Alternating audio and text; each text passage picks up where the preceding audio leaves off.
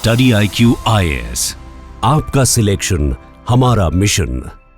कहा दोस्तों रीसेंट चुनाव में आपने देखा होगा इलेक्शन कमीशन के ऊपर कई आरोप लगाए गए थे ओपोजिशन पार्टीज के द्वारा, चाहे वेस्ट बंगाल हो या फिर महाराष्ट्र हो। बोला यह जा रहा था कि बहुत सारे डुप्लीकेट नाम हैं इलेक्टोरल रोल के अंदर। तो इन सारी चीजों को देखते हुए फाइनली इलेक्शन कमीशन ने 3 बड़े बदलाव किए हैं। आप देख सकते हो खबर, इलेक्शन कमीशन लॉन्चेस 3 की reforms links electoral rolls to birth death records to boost accuracy. तो थोड़ा सा इसको डिटेल से समझेंगे कि आखिरकार बदलाव क्या हुआ है, यहां पर किसको क्या फायदा होगा, एज अ वोटर हमें क्या फायदा मिलेगा, वो सारी चीजें आपको पता चल जाएंगी। चलिए आगे बढ़ते हैं, लेकिन उससे पहले आप सबको बता दूं कि एक नया बैच हमारा फाउंडेशन बैच 2026 के लिए 7 मई से स्टार्ट हो रहा है। मतलब अगर आप यूपीएससी की तैयारी कर रहे हैं तो इस फाउंडेशन बैच को अवेल कर सकते हैं, जिसके अंदर प्रीलिम्स मेंस इंटरव्यू सब कुछ की कंप्लीट प्रिपरेशन कराई जाती है। आपके घर पर पूरा बुक्स का सेट भेजा जाता है, साथ ही साथ एक पर्सनल मेंटर आपको दिया जाता है। तो इसको अवेल करने के लिए यूज करिए ये कोड अंकित लाइव, ताकि आप मैक्सिमम डिस्काउंट ले सकें। चलिए शुरुआत करते हैं। सबसे पहले आपको बता दूं,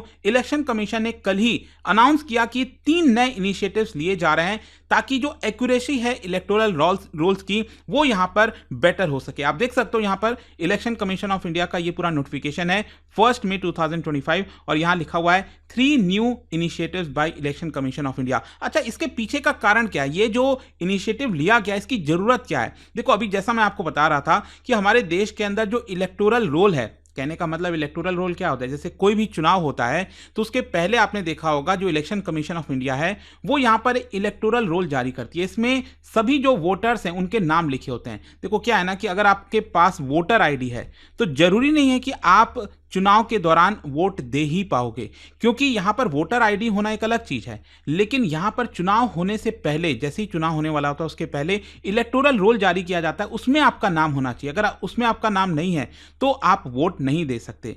तो यहां पर क्या है कि जो इलेक्टोरल रोल है उसको काफी क्रिटिसाइज किया गया कि जो वोटर्स की संख्या उसमें जानबूझकर बढ़ा दी जा रही है, ये आरोप लगाए जा रहे थे। डुप्लीकेट एंट्रीज यहां पर देखने को मिल रही है, मतलब एक ही पते पर दो नाम कैसे हो सकते हैं, सेम नाम। फिर इसके अलावा कई सारे मैनुअल एरर्स और डिलेज देखने को मिल रहे थे उसको अपडेट करने में, और यहां पर कई सारे इन्फ्लुएंस बताया जा रहा था कि जो रूलिंग पार्टी है वो इन्फ्लुएंस करती है इलेक्टोरल रोल को लेकर। तो कहीं ना कहीं इन सारी चीजों को देखते हुए, इनफैक्ट कई सारे स्टडीज मीडिया इन्वेस्टिगेशन में सामने आया कि lakhs of entities they were found to be invalid और डिजीज्ड इंडिविजुअल। मतलब यहां पर अगर मान लो कोई ऐसा पर्सन है जिसकी मृत्यु हो चुकी है, फिर भी उसका नाम इस इलेक्टोरल रोल में आपको देखने को मिलता था। तो कहीं ना कहीं इसी की वजह से ये 3 बड़े रिफॉर्म्स लिए गए हैं। सबसे पहला रिफॉर्म क्या है? सबसे पहला है integration of electoral rolls with birth and death record. ये जो इलेक्टोरल रोल की मैंने बात की ना कि यहां पर चुनाव होने से पहले पूरा लिस्ट जारी किया जाता है कि कितने लोग एलिजिबल हैं वोट देने के लिए, तो उसको अब से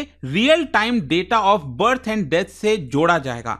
मतलब रियल टाइम बेसिस पर जिसका भी जन्म हो रहा है, किसी भी पर्सन की मृत्यु हो रही है, तो उससे ऑटोमेटिकली यहां पर इसको जोड़ दिया जाएगा ताकि इलेक्टोरल जो रोल है वो अपडेटेड रहे। ऐसा ना हो कि यहां पर किसी पर्सन की मृत्यु हो गई है फिर भी उसका नाम उस इलेक्टोरल रोल में लिखा हुआ है। अब क्वेश्चन ये है कि ये कैसे संभव होगा, कैसे पॉसिबल होगा? देखो, यहां पर election commission will electronically receive death data from registrar general of India. जो हमारे देश में रजिस्ट्रार जनरल ऑफ इंडिया है, जिसकी जिम्मेदारी है कि जितने जन्म हो रहे हैं हमारे देश में, कितनी मृत्यु हो रही है, उन सबका डेटा अपने पास रखे। तो वहां से इलेक्शन कमीशन को डेटा मिलेगा। अब कैसे मिलेगा?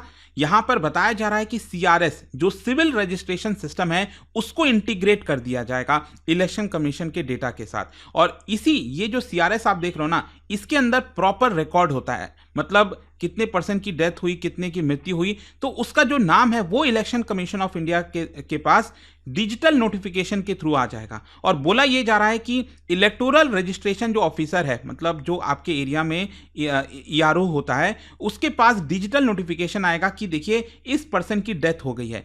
तो यहां पर जो बूथ लेवल ऑफिसर है, आपके जो जहां पर बूथ पर जब आप वोट देने जाते हो उस लेवल का जो ऑफिसर होता है वो फील्ड वेरिफिकेशन करेगा। उसको पता चला कि यहां पर किसी की डेथ हुई है, अब वो नाम हट जाना चाहिए, तो वहां पर जाकर वो फिजिकली वेरीफाई कर लेगा कि हाँ ये सही तो है, कोई गलत तो नहीं है, तब जाकर यहां पर ऑटोमेटिकली जो नाम है इलेक्टोरल रोल से वो हट जाएगा। अच्छा, अभी तक क्या होता था कि यहां पर मान लीजिए आपके परिवार में किसी की मृत्यु हो गई, तो उस केस में आपको एक फॉर्म 7 भरना होता था ताकि जो पर्सन की मृत्यु हुई है उसका नाम डिलीट हो जाए।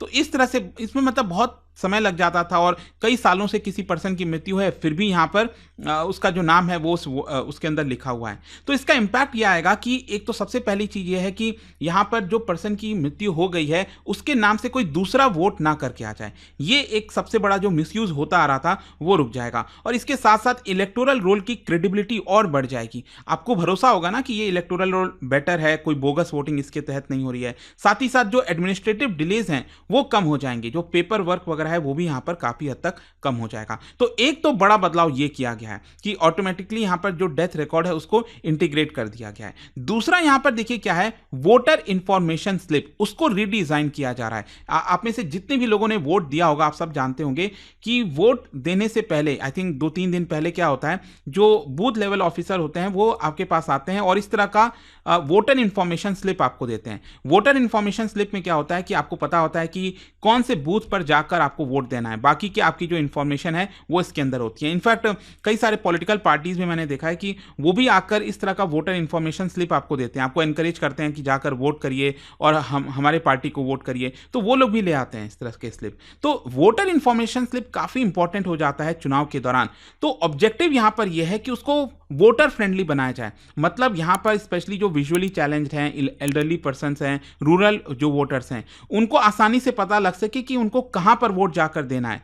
तो एक प्रकार से ये जो वोटर इंफॉर्मेशन स्लिप है इसको रीडिजाइन किया जा रहा है। यहां पर जो फॉन्ट साइजेस वगैरह उसको बड़े किए जा रहे हैं, वोटर सीरियल नंबर उसके अंदर होगा, पार्ट नंबर होगा, पोलिंग स्टेशन का एड्रेस होगा, QR कोड भी अब उसके अंदर मेंशन होगा और स्टैंडर्डाइज लेआउट होगा ताकि कोई भी कंफ्यूजन ना हो सके। अल्टीमेटली इसका इंपैक्ट क्या होगा? इंपैक्ट यह है कि वोटर्स इजीली चीजों को आइडेंटिफाई कर पाएंगे, वेरीफाई कर पाएंगे अपना एनरोलमेंट, और साथ ही साथ जो कंफ्यूजन डिले होता था इलेक्शन डे पर वो नहीं होगा। और इसके अलावा यहां पर जो पोलिंग पर्सनल है, मतलब जहां पर आप जाकर वोट देते हो ना, अक्सर आपने देखा होगा कि आप अपना आईडी वगैरह दिखाते हो, तो यहां पर जो पोलिंग स्टेशन पर ऑफिशियल है वो आपका बड़ा सा, मतलब उसके पास पन्ना होता है 10 पेज का, 20 पेज का, डिपेंड करता है कितने लोग वोट देने आ रहे हैं, तो उसमें से आपका एक एक करके चेक करता है कि आपका नाम कहां पर है। तो उसको भी काफी डिले होता था इन सारी चीजों में। लेकिन अब यहां पर इस पूरे वोटर इंफॉर्मेशन स्लिप को रीडिजाइन किया जा रहा है ताकि जो पोलिंग ऑफिशियल है वो आसानी से आपका नाम देख सके कि कहां पर आपका नाम है, और इस तरह से आप जल्दी से वोट दे पाएंगे और डिले भी यहां पर नहीं होगा। नेक्स्ट और जो तीसरा यहां पर बड़ा बदलाव किया गया है वो है standardise photo identity cards for booth level officer. जो आपका बूथ होता है ना जिस एरिया में, तो वहां पर एक ऑफिसर तैनात किया जाता है इलेक्शन कमीशन के दौरान। तो जो बूथ लेवल ऑफिसर है उसका जो फोटो आइडेंटिटी कार्ड है उसको स्टैंडर्डाइज बनाया जाए। अभी क्या स्टैंडर्डाइज नहीं है, पूरे देश में अलग अलग राज्य में अलग अलग तरह का आपको देखने को मिलेगा, तो इसकी वजह से कंफ्यूजन होता है। मान लो अगर बूथ लेवल ऑफिसर आपके घर पर आता है अवेयरनेस के लिए, आपको पता नहीं होता कि क्या वो रियल है कि फेक है, तो इसकी वजह से यहां पर अब डिसाइड किया गया है कि उसका एक आईडी कार्ड होगा, proper government standard photo ID card, उसमें photograph, official designation, QR code होगा, electoral roll part number, responsibility होगी, सब कुछ उसके अंदर दिया जाएगा। और इंपैक्ट यही होगा कि एक तरह से जो वोटर है और जो फील्ड ऑफिसर है उसके बीच में ट्रस्ट बना रहा है। कोई फेक पर्सन आपको मतलब जो है कुछ ये ना कह जाए कि गलत तरीके से, जिस तरह से आजकल स्कैम वगैरह चलते आ रहे हैं, तो वो नहीं होना चाहिए। और इसके अलावा डोर टू डोर वेरिफिकेशन आसानी से हो जाएगी।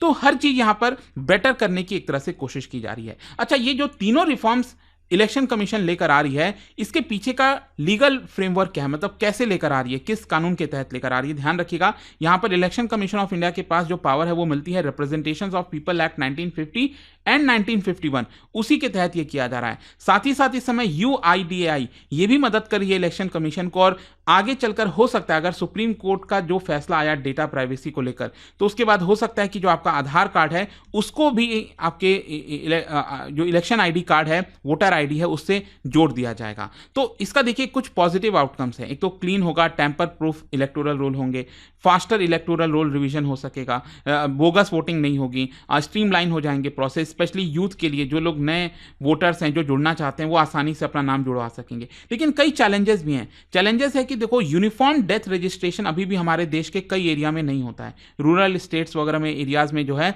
वहां पर किसी की मृत्यु हुई तो इमीडिएट बेसिस पर यहां पर पता नहीं चल पाता कि एक्चुअल में हुई है नहीं हुई, अपडेट नहीं होती चीजें।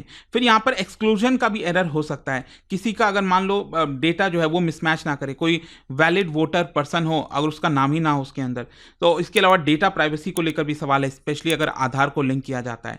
तो ओवरऑल देखिए, इसका पॉलिटिकल कॉन्टेक्स्ट आपको देखना होगा, क्योंकि पिछले कुछ समय से जो अपोजिशन पार्टीज हैं, जैसा मैं आपको बता भी रहा था स्टार्टिंग में, वेस्ट बंगाल में ममता बनर्जी भी, और जिस तरह से महाराष्ट्र में भी चुनाव हुए थे, आपको याद होगा, जिसमें कांग्रेस पार्टी सोच रही थी कि वो जीतने वाली है, जीत जाएगी काफ़ी आसानी से, लेकिन जो यहाँ पर बीजेपी और उसके जो सहयोगी दल हैं उनकी बहुत बड़ी जीत देखने को मिली। तो कांग्रेस पार्टी और उनके सहयोगी दल ने एक तरह से डायरेक्ट आरोप लगाया कि जो स्पेशली राहुल गांधी जी ने भी डायरेक्टली पार्लियामेंट के अंदर ये सवाल उठाया था कि यहाँ पर जो वोटर लिस्ट है उसमें बहुत बड़ी धांधली की गई है, गड़बड़ी की गई है। तो कहीं ना कहीं इसको देखते हुए यहाँ पर जो क्रेडिबिलिटी है उसको और मजबूत करने के लिए इलेक्शन कमीशन ऑफ इंडिया ने ये बड़ा कदम लिया है, और साथ ही साथ गवर्नमेंट का जो पुश है डिजिटल इंडिया, गुड गवर्नेंस, उसको लेकर भी आप कह सकते हैं कि एक बड़ा कदम है। तो ये पूरा वीडियो था दोस्तों, आई होप कि आपको अच्छे से डिटेल में समझ में आया होगा। और जाने से पहले एक इंटरेस्टिंग क्वेश्चन है regarding right to vote in India. 2 statement दिए गए हैं, आपको बताना है कौन सा करेक्ट है, और इसका जो राइट आंसर आप सब जानते हैं, मेरे इंस्टाग्राम पर तो मिलेगा ही, वहां पर अगर आप नहीं हो कोई बात नहीं, टेलीग्राम से ले सकते हैं इसका सही उत्तर।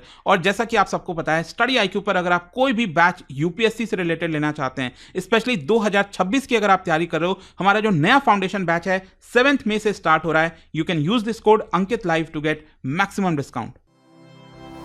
स्टडी IQ IAS, आपका सिलेक्शन हमारा मिशन।